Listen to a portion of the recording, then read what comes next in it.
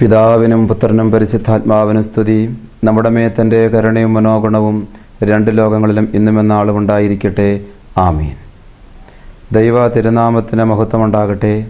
അനുഗ്രഹിക്കപ്പെട്ട വാത്സല്യ സഹോദരരെ, ഇന്ന് ഈ സമയം നമ്മൾ അല്പസമയം ദൈവത്തിൻ്റെ പരിശുദ്ധമായ തിരുവചനത്തിലൂടെ ചിന്തിക്കുവാനായിട്ട് ആഗ്രഹിക്കുന്നത് പഴയ നിയമ പുസ്തകമാകുന്ന യെശയ്യാവിൻ്റെ പുസ്തകം 43 അധ്യായം അതിൻ്റെ 1 മുതലുള്ളതായ തിരുവചനങ്ങളാണ്.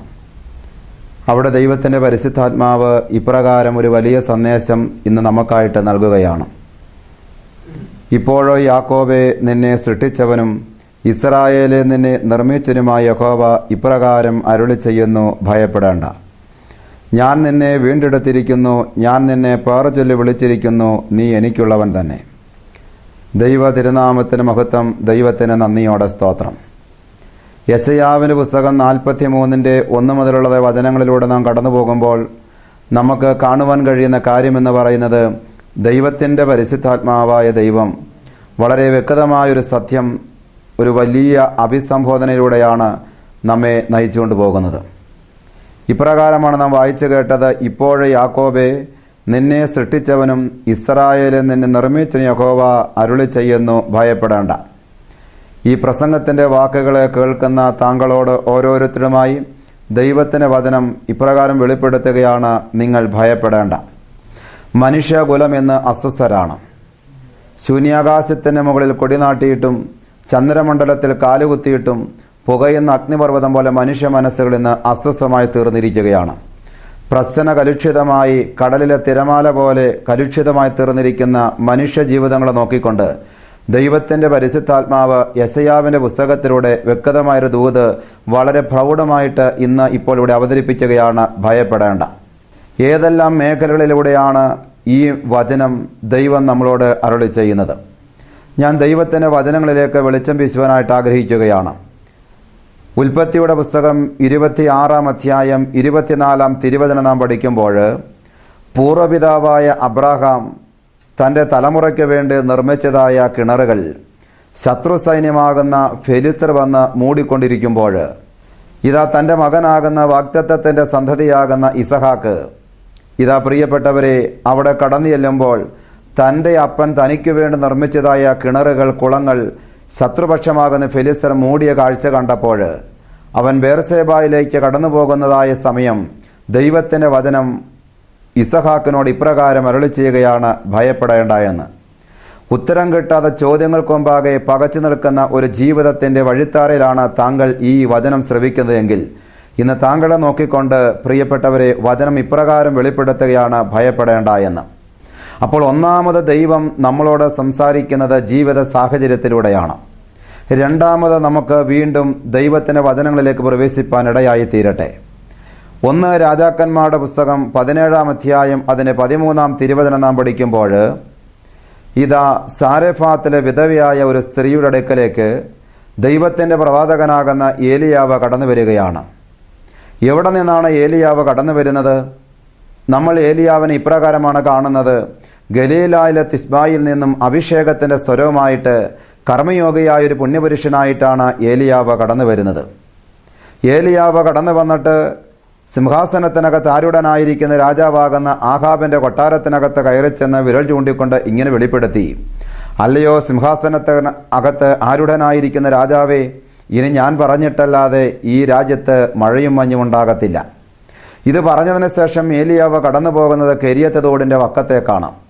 കെരിയത്ത് തോടിൻ്റെ വക്കത്ത് കടന്നു വന്ന ഭക്തശിരോമണിയാകുന്ന പുണ്യപുരുഷനാകുന്ന ഏലിയാവിന് ഇത് അതത് സമയത്ത് കാക്ക അപ്പവും ഇറച്ചിയും ഏലിയാവിൻ്റെ കരത്തിൽ കൊണ്ടുവന്ന് നൽകുകയാണ്. എന്നാൽ പൊടുന്നനവെ അവിടെ ഒരു പ്രതിസന്ധി കടന്നു വരികയാണ്.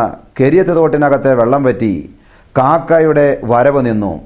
പ്രതിസന്ധിയുടെ ഘട്ടത്തിൽ എത്തിച്ചേർന്ന പ്രിയപുരുഷനാകുന്ന ദൈവത്തിൻ്റെ പ്രവാചകനായിരിക്കുന്ന ഏലിയാവിനെ ദൈവം അവിടെ നിന്ന് എഴുന്നേൽപ്പിച്ച് ഇത് സാരെഫാത്തിലെ ഒരു വിധവയായ സ്ത്രീയുടെ അടുക്കിലേക്ക് കടത്തിക്കൊണ്ടുവരികയാണ്. അവിടെ കടന്നു വരുമ്പോൾ നമുക്ക് കാണുവാൻ കഴിയുന്ന കാര്യം, വലിയ പ്രതിസന്ധിയാണ് ആ കുടുംബത്തിലും ആവിർഭവിച്ചിരിക്കുന്നത്. രാജ്യത്ത് മുഴുവൻ പട്ടിണി കൊടികുത്തി വാഴുകയാണ്. തിളയ്ക്കുന്ന വെള്ളത്തിനകത്തേക്ക് ഒരു നുള്ള അരി പോലും കഴുകിയിടാൻ കഴിയാത്ത ഒരു സാഹചര്യത്തിൽ ആ കുടുംബം എത്തി നിൽക്കുകയാണ്. ആ കുടുംബത്തിൽ ഉള്ളതായ ഏക ആശ്രയം എന്ന് പറയുന്നത് കലത്തിനകത്ത് ഒരു പിടുത്തം മാവും ഭരണിക്കകത്തെ ഒരു തരി എണ്ണയും മാത്രമാണ്.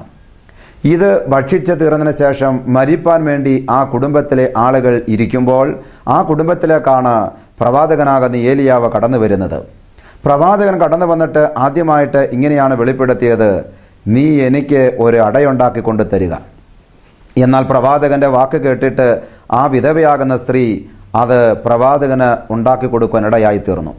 ദൈവത്തിൻ്റെ വചനത്തിലൂടെ നമ്മൾ ഇങ്ങനെയാണല്ലോ പ്രിയപ്പെട്ടവർ വായിക്കുന്നത്, പ്രതിസന്ധിയുടെ ഘട്ടത്തിൽ ഉത്തരം കിട്ടാത്ത ചോദ്യങ്ങൾക്ക് മുമ്പാകെ ഇനി എന്ത് എന്നുള്ള ആശങ്കയോടുകൂടി ആ വിധവയായ സ്ത്രീ നിലകൊള്ളുമ്പോൾ ദൈവത്തിൻ്റെ വചനം അവളെ ധൈര്യപ്പെടുത്തി അവളോട് ഇപ്രകാരം അരുളി ചെയ്തു, നീ ഭയപ്പെടേണ്ട എന്ന്. രണ്ടാമത് ജീവിതത്തിൻ്റെ ഓരോ സാഹചര്യത്തിലൂടെ കടന്നുപോയതായ പ്രതിസന്ധിയിൽ എത്തി നിന്ന ആ കുടുംബത്തോട് ദൈവം ഇപ്രകാരം അരുളി ചെയ്തു, ഭയപ്പെടേണ്ട എന്ന്. വീണ്ടും നമ്മൾ ദൈവത്തിൻ്റെ വചനങ്ങളിലേക്ക് കടക്കുമ്പോൾ ദൈവത്തിൻ്റെ വചനം അരുളി ചെയ്യുന്ന മൂന്നാമത്തെ സന്ദേശം 2 രാജാക്കന്മാരുടെ പുസ്തകം 6-ാമത്തെ അധ്യായം അതിൻ്റെ 16-ാമത്തെ തിരുവചനമാണ്. അവിടെ ഇപ്രകാരമാണ് നമ്മൾ വായിച്ചു കേൾക്കുന്നത്, ദൈവത്തിൻ്റെ പ്രവാചകനാകുന്ന എലീസ പ്രവാചകൻ തൻ്റെ വൃദ്ധനായിരിക്കുന്ന ഗേഹസിയോടൊരുമിച്ച് ഇതാ ഒരു ചെറ്റ കുടിലിനകത്ത് രാപ്പാർക്കുന്ന നിമിഷം. ദൈവത്തിൻ്റെ പ്രവാചകനാകുന്ന ഏലീശായെയും അവൻ്റെ വൃദ്ധനാകുന്ന ഗേഹസിയെയും പിടികൂടുവാനായിട്ട് ആരാം രാജാവിൻ്റെ സൈന്യമിത സർവ്വവിധ സന്നാഹങ്ങളുമായിട്ട് കടന്നു വരികയാണ്. അവർ എന്താണ് ചെയ്തത്? സർവ്വവിധ സന്നാഹങ്ങളുമായി കടന്നു വന്നിട്ട് പ്രവാചകനായിരിക്കുന്ന ഏലീശായും അവൻ്റെ വൃദ്ധനാകുന്ന ഗേഹസ്യം പാർക്കുന്ന ഈ കുടില് വളയുകയാണ്. ശത്രുപക്ഷം എല്ലാവിധമായ സന്നാഹങ്ങളുമായിട്ട് തങ്ങളുടെ കുടിലിനെ വളയുന്ന രംഗം കണ്ടപ്പോൾ പ്രവാചകനാകുന്ന ഏലീശായുടെ വൃദ്ധനാകുന്ന ഗേഹസി നെടുമ്പാട് വീണ് നിലവിളിച്ചുകൊണ്ട് ഇപ്രകാരം സങ്കടമുണർത്തിക്കുകയാണ്, യജമാനനെ നാം പിടിക്കപ്പെടുമല്ലോ, നാം പട്ടുപോകുമല്ലോ. ആ സമയത്ത് തൻ്റെ വൃദ്ധനാകുന്ന ഗേഹസിയുടെ അവിശ്വാസം നിമിത്തം അവിടെ കടന്നു വന്ന ആ പ്രതിസന്ധിയുടെ മുമ്പാകെ ദൈവത്തിൻ്റെ വചനം പതറി നിൽക്കുന്ന ഗേഹസിയോട് ഇപ്രകാരം അരുളി ചെയ്തു, ഭയപ്പെടേണ്ട എന്ന്.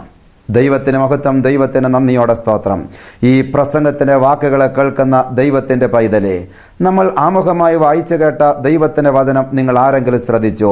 ഇപ്രകാരമാണല്ലോ, ഇപ്പോഴോ യാക്കോബെ നിന്നെ സൃഷ്ടിച്ചവനും ഇസ്രായേലെ നിന്നെ നിർമ്മിച്ച യഹോവ അരുളി ചെയ്യുന്നു, ഭയപ്പെടേണ്ട. ജീവിതത്തിൻ്റെ ഓരോ സാഹചര്യങ്ങളിലൂടെ ഓരോ മനുഷ്യൻ കടന്നു പോകുമ്പോഴും ദൈവം ആ വ്യക്തിയെ നോക്കിക്കൊണ്ട് വെളിപ്പെടുത്തുകയാണ്, ഭയപ്പെടേണ്ട എന്ന്. ഇന്ന് ഈ സമയം താങ്കൾ നിരാശയിൽ കഴിയുകയാണോ? ഉത്തരം കിട്ടാത്ത ചോദ്യങ്ങൾക്ക് മുമ്പാകെ താങ്കൾ പകച്ചു നിൽക്കുകയാണോ?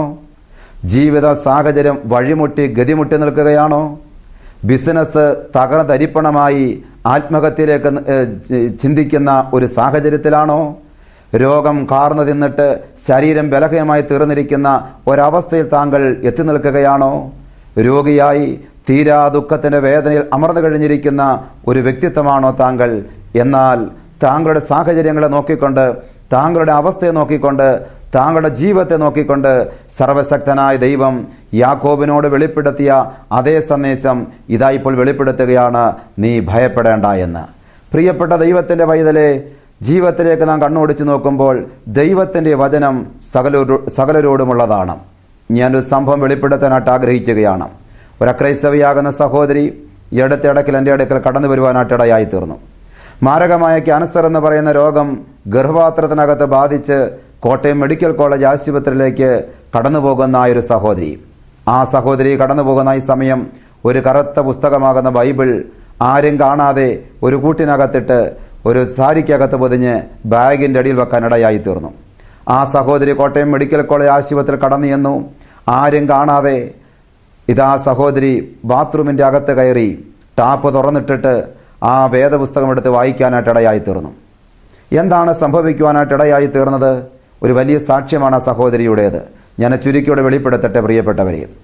ഈ സഹോദരിക്ക് പിറ്റേ ദിവസം ഓപ്പറേഷനായിട്ട് വിധേയപ്പെട്ടതാണ്.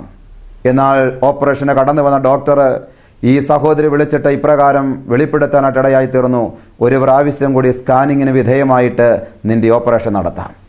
ഇതാ ഈ സഹോദരി വീണ്ടും ഓപ്പറേഷൻ്റെ അന്ന്, ഓപ്പറേഷൻ്റെ തൊട്ട് മുമ്പ് സ്കാനിങ്ങിന് വിധേയയാകാനായിട്ട് ഇടയായി തീർന്നു. അവൾ സ്കാനിങ്ങിന് വിധേയയായി മടങ്ങി വന്നു.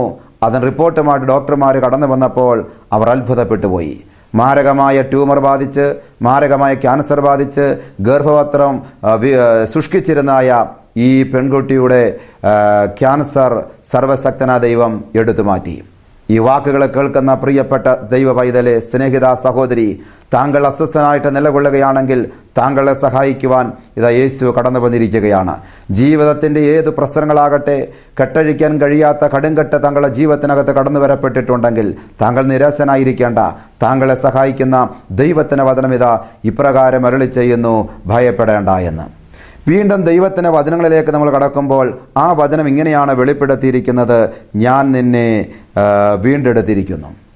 ദൈവം എങ്ങനെയാണ് ഒരു മനുഷ്യനെ വീണ്ടെടുത്തിരിക്കുന്നത്? വീണ്ടും വചനം വെളിപ്പെടുത്തുകയാണ്. 1 പത്രോസ് 1:18. ദൈവം നമ്മെ വീണ്ടെടുത്തിരിക്കുന്ന വിധം പത്രോസ് ലേഖ വെളിപ്പെടുത്തുകയാണ്. വ്യർത്ഥവും പിതൃപാരമ്പര്യമായുള്ള നിങ്ങളുടെ നടപ്പിൽ നിന്ന് നിങ്ങളെ വീണ്ടെടുത്തിരിക്കുന്നത് പൊന്ന്, വെള്ളി മുതലായ അഴിഞ്ഞു പോകുന്ന വസ്തുക്കളെ കൊണ്ടല്ല, ക്രിസ്തു എന്ന നിർദോഷ നിഷ്കളങ്കമായ കുഞ്ഞാടിൻ്റെ വിലയേറിയ രക്തം കൊണ്ടത്രേ. സർവശക്തനായ ദൈവം മാനവകുലത്തെ ഈ കുഴിയിൽ നിന്ന്, കുഴഞ്ഞ ചേറ്റിൽ നിന്ന്, ഈ പ്രതിസന്ധിയിൽ നിന്ന് കരകയറ്റിയിരിക്കുന്നത്, വിടുവിച്ചിരിക്കുന്നത്, രക്ഷിച്ചിരിക്കുന്നത് അവിടുത്തെ പുത്രനാകുന്ന യേശു രക്തം വഴിയായിട്ടാണെന്ന് ദൈവത്തിൻ്റെ വചനം വെളിപ്പെടുത്തുകയാണ്. ഈ വാക്കുകളെ കേൾക്കുമ്പോൾ താങ്കളെ വിളിച്ച് വേർതിരിച്ചിരിക്കുന്നത് താങ്കൾക്ക് രക്ഷ കരഗതമാക്കുവാൻ വേണ്ടി ദൈവം ചെയ്ത ഏറ്റവും രക്ഷാകര പദ്ധതി എന്ന് പറയുന്നത്, അവൻ നമ്മെ വീണ്ടെടുക്കുവാൻ വേണ്ടി ചെയ്തതായ കരണീയമായ കാര്യമെന്ന് പറയുന്നത് അവിടുത്തെ പുത്രനാകുന്ന യേശുവിനെ നമുക്കായിട്ട് തന്ന് കാൽവട കൊലക്കളത്തിൽ അവസാന തുള്ളി രക്തം വരെയും നമുക്കായിട്ട് ഊറ്റിത്തന്ന് നമ്മെ അവിടുന്ന് വീണ്ടെടുത്തിരിക്കുന്നു എന്ന് ദൈവത്തിൻ്റെ വചനം വെളിപ്പെടുത്തുകയാണ്. വീണ്ടും നമുക്കതിൻ്റെ താഴ്ഭാഗങ്ങളിലേക്ക് കടക്കുമ്പോൾ കാണാൻ കഴിയുന്ന കാര്യമെന്ന് പറയുന്നത് ഞാൻ നിന്നെ പേർ ചൊല്ലി വിളിച്ചിരിക്കുന്നു എന്നുള്ളതാണ്. ദൈവം എങ്ങനെയാണ് നമ്മെ പേർ ചൊല്ലി വിളിച്ചിരിക്കുന്നത്? പ്രിയപ്പെട്ടവരെ, ഇന്ന് ആരും സ്നേഹത്തോടെ സംഭാഷിക്കാൻ ഇല്ലാതിരിക്കുമ്പോൾ, നിർജീവരായിട്ട് മരവിച്ച മനസ്സുമായിട്ട് മനുഷ്യൻ ജീവിക്കുമ്പോൾ ദൈവത്തിൻ്റെ വചനം വളരെ ശാന്തമായിട്ട്, വളരെ മനോഹരമായിട്ട് ഓരോ മനുഷ്യരോടും ഇങ്ങനെ വെളിപ്പെടുത്തുകയാണ്: ഞാൻ നിന്നെ പേർ ചൊല്ലി വിളിച്ചിരിക്കുന്നു. സങ്കീർത്തന പുസ്തകം 139:16 ദാവീദ് ഇപ്രകാരമാണ് വെളിപ്പെടുത്തുന്നത്: ഞാൻ പിണ്ണാകാരമായിരുന്നപ്പോൾ നിന്റെ കണ്ണ് എന്നെ കണ്ടു. എത്ര മനോഹരമായിട്ടാണ് ദാവീദ് ആ വാക്കുകളോട് വെളിപ്പെടുത്തുന്നത്: ഞാൻ പിണ്ണാകാരമായിരുന്നപ്പോൾ നിന്റെ കണ്ണ് എന്നെ കണ്ടു എന്ന്. എന്താണ് ഇതുവഴി നാം മനസ്സിലാക്കേണ്ടത്? ഞാനൊരു വാക്ക് വളരെ വ്യക്തമായി വെളിപ്പെടുത്തുവാൻ ഈ സമയം വിനിയോഗിക്കുകയാണ്. പുരുഷന്റെ ബീജവും സ്ത്രീയുടെ അണ്ഡവും തമ്മിൽ സംയോജിക്കുന്നതിന് മുമ്പ് നമ്മെ കണ്ടതായൊരു ദൈവം ജീവിക്കുന്നു എന്ന് ദൈവത്തിൻ്റെ വചനം വെളിപ്പെടുത്തുകയാണ്. സ്നേഹിതരെ, നാം നമ്മുടെ അമ്മയുടെ ഉദരത്തിനകത്ത് രൂഢമൂലമാകുന്നതിന് മുമ്പ് നമ്മെ കണ്ടതായ, നമ്മെ തെരഞ്ഞെടുത്തതായ, നമ്മെ ഓമന പേറുചൊല്ലി വിളിച്ചതായ ഒരു ദൈവമുണ്ട് എന്ന് ഈ ദൈവത്തിൻ്റെ വചനം വെളിപ്പെടുത്തുകയാണ്. പ്രിയപ്പെട്ട സഹോദരങ്ങളെ, നിങ്ങളിന്ന് നിരാശരാണോ? എന്നെ കാണാൻ ആരുമില്ല, എൻ്റെ അവസ്ഥ കേൾക്കാൻ ആരുമില്ല, എൻ്റെ സാഹചര്യം മനസ്സിലാക്കാൻ ആരുമില്ല എന്ന് പരിതപിക്കുന്ന, കുറ്റം പറയുന്ന, പഴി പറയുന്ന ഒരു വ്യക്തിയായിട്ടാണോ താങ്കൾ ഇന്ന് തീർന്നിരിക്കുന്നത് എന്ന 134-ാം സങ്കീർത്തനത്തിലൂടെ ദൈവത്തിൻ്റെ വചനം വളരെ വ്യക്തമായിട്ട് അതിൻ്റെ 139-ാം തിരുവചനത്തിലൂടെ ദൈവത്തിൻ്റെ ആത്മാവ് അതിന് വ്യക്തമായൊരു ബോധ്യം, ഉത്തരം നൽകുകയാണ്. യഹോവ, നീ എന്നെ ശോധന ചെയ്തറിഞ്ഞിരിക്കുന്നു, ഞാൻ ഇരിക്കുന്നതും എഴുന്നേൽക്കുന്നതും നീ അറിയുന്നു. എൻ്റെ നിരൂപണം നീ ദൂരത്ത് നിന്ന് ഗ്രഹിക്കുന്നു, എൻ്റെ നടപ്പും കിടപ്പും നീ ശോധന ചെയ്യുന്നു. എൻ്റെ വഴികളൊക്കെ നിനക്ക് മനസ്സിലായിരിക്കുന്നു. യഹോവേ, നീ മുഴുവനും അറിയാതെ ഒരു വാക്കും എൻ്റെ നാവിന്മേലില്ല. നീ മുമ്പും പിമ്പും എന്നെ അടച്ചു, നിന്റെ കൈ എൻ്റെ മേൽ വെച്ചിരിക്കുന്നു. ദൈവത്തിന് മഹത്വം ഉണ്ടാകട്ടെ. വീണ്ടും അതിന് 7-ാമത്തെ വാക്യത്തിൽ ദൈവത്തിൻ്റെ വചനം ഇങ്ങനെ വെളിപ്പെടുത്തുകയാണ്: നിന്റെ ആത്മാവിനെ ഒളിച്ച് ഞാൻ എവിടെ പോകും? തിരുസന്നിധി വിട്ട് ഞാൻ എവിടേക്ക് ഓടും? ഞാൻ സ്വർഗത്തിൽ കയറിയാൽ നീ അവിടെയുണ്ട്, പാതാളത്തിൽ എൻ്റെ കിടക്ക വിരിച്ചാൽ നീ അവിടെയുണ്ട്. ഞാൻ ഉഷസ്സിൽ ചിറക് ധരിച്ചു സമുദ്രത്തിൻ്റെ അറ്റത്ത് ചെന്ന് പാർത്താൽ അവിടെയും നിന്റെ കൈ എന്നെ നടത്തും, നിന്റെ വലം കൈ എന്നെ പിടിക്കും. എത്ര മനോഹരമായിട്ടാണ് ഈ തിരുവചനത്തിലൂടെ ദൈവത്തിൻ്റെ ആത്മാവ് ഓരോ മനുഷ്യനെക്കുറിച്ചുള്ളതായ ദൈവത്തിൻ്റെ പദ്ധതികളെ വെളിപ്പെടുത്തിയിരിക്കുന്നത്. നമ്മെ കാണാൻ ആരുമില്ല എന്ന് പറയരുത്. നമ്മൾ ഹൃദയത്തിനകത്തൊരു തീരുമാനം എടുക്കുന്നതിന് മുമ്പ് നമ്മുടെ ജീവിതത്തിൻ്റെ ഓരോ നിലവുകളെയും, നമ്മുടെ ഓരോ ചിന്തകളെയും, നമ്മുടെ ഓരോ ഭാവങ്ങളെയും സ്വർഗത്തിൽ ഇരുന്നു കൊണ്ട് കാണാൻ കഴിയുന്ന ഒരു ദൈവം നമുക്കുണ്ടെന്ന ബോധ്യം നമ്മുടെ ജീവിതത്തിനകത്ത് കടന്നു വരട്ടെ. ഒരിക്കൽ കർത്താവാകുന്ന യേശു തമ്പുരാൻ തിരമാലകൾക്ക് മുമ്പിലൂടെ കടന്നു പോകുമ്പോൾ പത്രോസിനെ വിളിച്ചിട്ട് ഇപ്രകാരം വെളിപ്പെടുത്താൻ ഇടയായി തീർന്നു: നീ കടലിൽ ചെന്ന് ചൂണ്ടയിടുക, കിട്ടുന്ന മത്സ്യത്തിൻ്റെ വാൽ നീ പിളർത്തി നോക്കുക, അതിനകത്തൊരു നാണയം കാണും, അതെടുത്ത് എനിക്കും നിനക്കും വേണ്ടി കരം കൊടുക്കുക എന്ന്. ഞാൻ ആ ഭാഗത്തൂടെ സന്ദേശം, ഒരു ദൂത നിങ്ങൾക്കായി പങ്കുവെക്കാൻ ആഗ്രഹിക്കുകയാണ്. സമുദ്രത്തിൻ്റെ അഗാധ തലത്തിലൂടെ കടന്നു വരുന്ന മത്സ്യത്തിന് വായ്ക്കകത്തിരിയ നാണയം കരയ്ക്ക് നിന്നുകൊണ്ട് കാണാൻ കഴിയുന്ന ഒരു ദൈവമാണ് നമുക്കുള്ളത്. പ്രിയപ്പെട്ട സഹോദരങ്ങളെ, എന്നെ കാണാൻ ആരുമില്ല എന്ന ചിന്ത നിങ്ങളെ ഭരിക്കുകയാണോ? നിങ്ങളെ കാണുന്ന ഒരു ദൈവമുണ്ട്. നിങ്ങളുടെ സാഹചര്യം മനസ്സിലാക്കുന്ന ദൈവമുണ്ട്. തലയിലെ രോം പോലും അവിടെ നിന്നറിയാതെ നിലത്ത് വീഴുന്നില്ല എന്ന് നമ്മെക്കുറിച്ച് പറഞ്ഞതായൊരു ദൈവം ജീവിക്കുകയാണ്. ആ ദൈവത്തിൻ്റെ കൈകളിലേക്ക് നമുക്ക് നമ്മുടെ ജീവിതങ്ങളെ സമർപ്പിച്ചു കൊടുക്കാം. ഒരു പുതിയ തീരുമാനത്തോടെ, ഒരു പുതിയ സമർപ്പണത്തോടെ, ഒരു പുതിയ ചുവടുവെപ്പോടെ, ഒരു വലിയ കാൽവെപ്പോടെ നമുക്ക് നമ്മുടെ ജീവിതം കർത്താവിൻ്റെ കൈകളിലേക്ക് ഏൽപ്പിച്ചു കൊടുക്കാം. വെല്ലുവിളികൾ ഏറ്റെടുക്കുന്നവരായി നമ്മൾ തീരണം.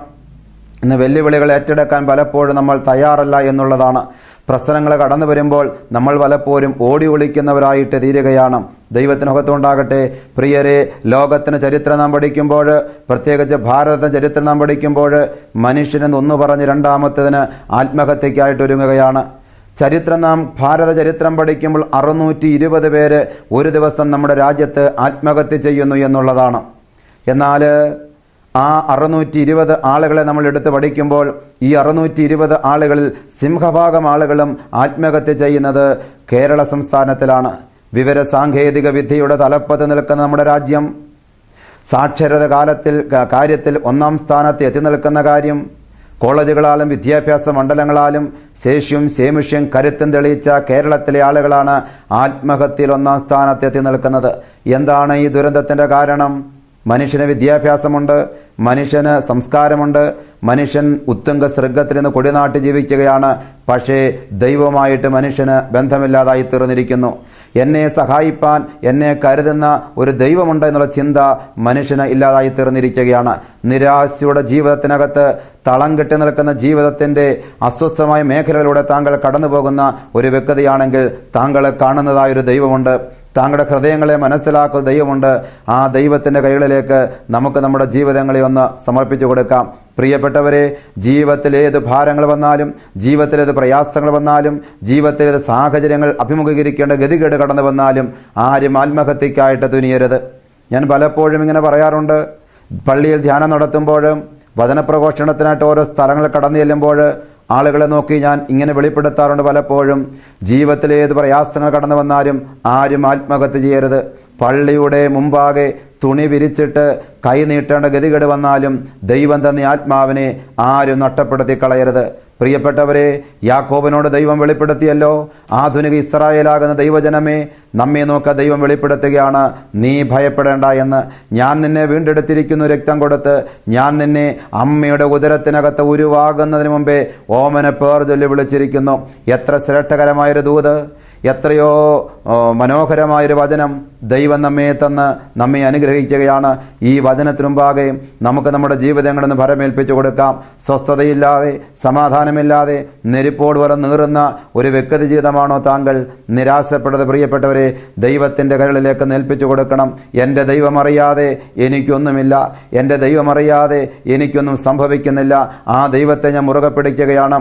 ഇന്ന് മുതൽ പുതിയ തീരുമാനത്തോടെ, ഇന്ന് മുതൽ പുതിയ സമർപ്പണത്തോടെ, പുതിയ ചുവടുവെപ്പോടെ, പുതിയ കാൽവെപ്പോടെ, പുതിയ ഒരു വ്യക്തിത്വത്തിന് ഉടമയായി നമുക്ക് നമ്മുടെ ജീവിതങ്ങളെ കർത്താവിൻ്റെ കൈകളിലേക്ക് ഏൽപ്പിച്ചു കൊടുക്കാം. ഇന്നൊരു പുതിയ അനുഭവമായി തീരട്ടെ, ഇന്നൊരു പുതിയ ചിന്തയായി തീരട്ടെ. ദൈവത്തിൻ്റെ കൈകളിലേക്ക് ആര് ജീവിതങ്ങളെ ഫലമേൽപ്പിച്ചു കൊടുക്കും?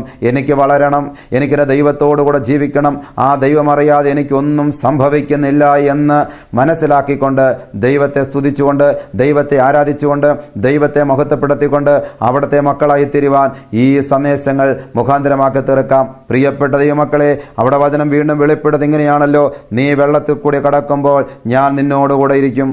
നീ നദികളിൽ കൂടി കടക്കുമ്പോൾ അവ നിന്റെ മീതെ കവികയില്ല. നീ തീയിൽ കൂടെ നടന്നാൽ വെന്തുപോകുകയില്ല. അഗ്നിജ്വാല നിന്നെ ദഹിപ്പിക്കുകയുമില്ല. എത്രയോ ജീവിതത്തിൻ്റെ അപകടങ്ങളെ നമ്മൾ തരണം ചെയ്തവരാണ്. ശക്തമായ പേമാര് കോരിച്ചൊരിഞ്ഞപ്പോൾ, ദിഗന്ധങ്ങളെ കീറിമുറിച്ചുകൊണ്ട് ശക്തമായ ഇടി കടന്നു വന്നപ്പോൾ നമ്മെ കാത്തൊരു ദൈവമില്ലേ? കേരളത്തിൻ്റെ സ്ഥിതി പരിശോധിക്കുമ്പോൾ, പ്രത്യേകിച്ച് ഹൈറേഞ്ചിൻ്റെ സ്ഥിതി പരിശോധിക്കുമ്പോൾ ഉരുൾപൊട്ടൽ എത്രയോ എണ്ണം കടന്നുപോയി. എന്നാൽ ആ സമയത്ത് ദൈവത്തിന് നമ്മെ നശിപ്പിച്ച് കളയാമായിരുന്നു. ആ ഉരുണ്ടു വന്ന കല്ല് ലക്ഷ്യം തെറ്റി നമ്മുടെ കുടുംബത്തിന് മുകളിൽ കടന്നുപോയെങ്കിൽ പ്രിയരെ, നമ്മളിന്ന് ഈ ഭൂമിയുടെ മണ്ടയിൽ ഇരിക്കുകയില്ലായിരുന്നു. വലിയ ഭീഷണിയിലൂടെ നമ്മൾ കടന്നുപോയിക്കൊണ്ടിരിക്കുകയാണ്. ഞാൻ ആ ഭാഗം വിശദീകരിക്കാൻ ആഗ്രഹിക്കുന്നില്ല. എന്നാൽ ദൈവത്തിൻ്റെ വചനം വെളിപ്പെടുത്തുകയാണ് നമ്മെ നോക്കിക്കൊണ്ട്, നീ വെള്ളത്തിൽ കൂടി കടക്കുമ്പോൾ ഞാൻ നിന്നോടുകൂടെ ഇരിക്കും.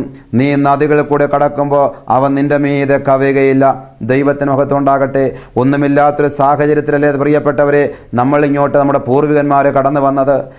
പേമാര് കോരിച്ചൊരിയുന്ന സമയത്ത് ചെറ്റക്കുടിലിനകത്ത് കീറപ്പായ്ക്കകത്ത് മുഴങ്കാല് മുടക്കി പ്രാർത്ഥിച്ച പാരമ്പര്യമല്ലേ നമ്മുടെ പൂർവികർക്ക് പറയാനായിട്ടുള്ളത്. ഒന്നുമില്ലാത്ത സാഹചര്യത്തിൽ നമ്മൾ ദൈവത്തെ സ്തുതിച്ചു, നമ്മൾ ദൈവത്തെ മഹത്വപ്പെടുത്തി, ദൈവത്തിൻ്റെ മക്കളായിട്ട് ജീവിച്ചു. ഇന്ന് നമ്മുടെ ജീവിതങ്ങളിലേക്കൊന്ന് നോക്കിക്കേ. ചെറ്റക്കുടിലുകൾ പൊളിച്ച് ഗംഭീര സൗധങ്ങൾ കടന്നു വന്നു. എല്ലാവിധമായ മേഖല നമുക്ക് ദൈവം ഒരുക്കി തന്നു. എന്നാൽ ദൈവത്തെ ആരാധിക്കുന്നെന്ന് നമ്മൾ വിഭിന്നമായി പോയില്ലേ? നമ്മൾ പിന്മാറിപ്പോയില്ലേ?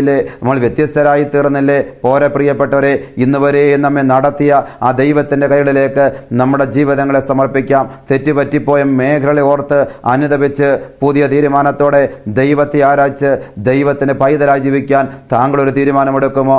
ഇന്ന് മുതൽ ഞാനിതാ ഒരു പുതിയ സൃഷ്ടിയാണ്.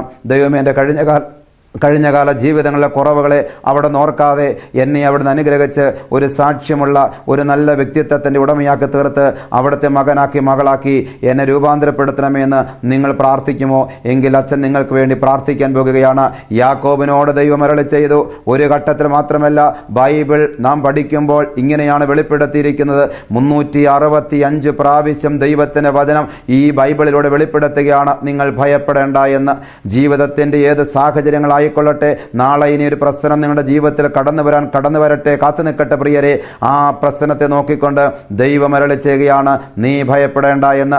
ഓരോ ദിവസവും ഓരോ നിമിഷവും ഓരോ വേദികളിലും ദൈവത്തിൻ്റെ വചനം ദൈവജനത്തോടായിട്ട് വെളിപ്പെടുത്തുകയാണ്, നീ ഭയപ്പെടേണ്ട എന്ന്. നമ്മൾ എന്തിനു ഭയപ്പെടണം? പ്രിയപ്പെട്ട ഈ മക്കളെ, നമുക്ക് ദൈവത്തെ ഭയപ്പെടാം. അവൻ്റെ കൈകളിലേക്ക് ജീവിതം സമർപ്പിക്കാം. പുതിയ തീരുമാനത്തിൻ്റെ അന്തേവാസികളായി തീരുവാൻ ഈ സന്ദേശം മുഖാന്തരമായി തീരട്ടെ. താങ്കൾ അതിനാഗ്രഹിക്കുന്നുവെങ്കിൽ അച്ഛൻ താങ്കൾക്ക് വേണ്ടി പ്രാർത്ഥിക്കാൻ പോകുകയാ. കണ്ണുകളെ ചേർത്തടയ്ക്കാം, ശിരസ്സുകളെ കുനിക്കാം, നമുക്ക് പ്രാർത്ഥിക്കാം. കരുണാസമ്പന്നനായ ദൈവമേ, ഞങ്ങളുടെ വാഴ്ത്തപ്പെട്ട നല്ല കർത്താവേ, ഈ അനുഗ്രഹീതമായ ദിവസത്തിൽ നല്ല നിമിഷങ്ങൾക്ക് ഞങ്ങൾ അങ്ങേ സ്തുതിക്കുകയാണ്. ഇന്ന് ഈ സമയം അവിടുത്തെ മാറ്റമില്ലാത്ത വചനത്തിലൂടെ വ്യക്തമായി എന്നോട് സംസാരിച്ചല്ലോ, നീ ഭയപ്പെടേണ്ട എന്ന്. ഞാൻ എൻ്റെ ജീവിതത്തിൻ്റെ ഓരോ നിമിഷങ്ങളിലും ഓരോ കാര്യങ്ങളെ ഓർത്ത് വ്യാകുലപ്പെടുകയായിരുന്നു. ഞാൻ പലപ്പോഴും അസ്വസ്ഥനാണ്, ഇനി എന്താ എന്ന ചിന്ത എന്നെ അലട്ടിക്കൊണ്ടിരിക്കുകയായിരുന്നു. എന്നാൽ ദൈവമേ, ഇന്ന് വചനത്തിലൂടെ ഞാൻ കേട്ടു, നീ ഭയപ്പെടേണ്ട. ജീവിത സാഹചര്യം ഏത് തന്നെയാണെങ്കിലും, പ്രശ്നം ഏത് തന്നെയാണെങ്കിലും, നെരിപ്പോട് പോലെ നീറുന്ന മണ്ഡലങ്ങളാണെങ്കിൽ പോലും ദൈവമേ, ഇന്ന് പകൽക്കാലം ഈ സമയം എന്നോട് അവിടുന്ന് വെളിപ്പെടുത്തിയല്ലോ, നീ അസ്വസ്ഥനാകേണ്ട, നീ ഭയപ്പെടേണ്ട എന്ന്. ഞാനത് വിശ്വസിക്കുകയാണ്, ഞാനത് ഏറ്റെടുക്കുകയാണ്. എൻ്റെ തലയിലെ രോമം പോലും അവിടെ നിന്നറിയാതെ നിലത്ത് വീഴുകയില്ല എന്ന് എന്നെക്കുറിച്ച് വെളിപ്പെടുത്ത ദൈവമേ, അങ്ങയുടെ കൈകളിലേക്ക് ഞാൻ സമർപ്പിച്ചിരിക്കുകയാണ്. അവിടെ നിന്ന് കാൽവരിലെ കൊലക്കളത്തിൽ അവസാന രക്തം വരെ എനിക്ക് തന്ന എന്നെ വിലക്കി വാങ്ങിയ ദൈവമാണല്ലോ. അങ്ങയുടെ കൈകളിലേക്ക് ഞാനത് എന്നെ സമർപ്പിക്കുകയാണ്. അവിടെ നിന്ന് എൻ്റെ അമ്മയുടെ ഗർഭത്തിനകത്ത് ഉരുവാകുന്നതിന് മുമ്പേ വിളിച്ച് വേർതിരിച്ച ദൈവമാണല്ലോ. അവിടുത്തെ കൈകളിലേക്ക് ഞാനതിനെ സമർപ്പിച്ചു തരികയാണ്. അങ്ങേക്ക് വേണ്ടി ഒരു പുതിയ സൃഷ്ടിയായി, ഒരു നല്ല വ്യക്തിത്വത്തിന് ഉടമയായി ജീവിച്ച് അങ്ങേ മഹത്വപ്പെടുത്തുവാൻ എന്നെ അവിടെ നിന്ന് അനുവദിക്കണമേ, എന്നെ അവിടെ സഹായിക്കണമേ. ഈ വചനം കേട്ട് എല്ലാവരെയും ദൈവം അനുഗ്രഹിക്കട്ടെ. ഈ തീരുമാനത്തിൽ നിലനിന്നുകൊണ്ട് സാക്ഷ്യത ജീവിപ്പാൻ ദൈവത്തിൻ്റെ പരിശുദ്ധാത്മാവ് നിങ്ങളെ സഹായിക്കട്ടെ. ആദ്യ പിതാവിൻ്റെയും പുത്രൻ്റെയും പരിശുദ്ധാത്മാവിൻ്റെയും നാമത്തിൽ തന്നെ ആമേൻ.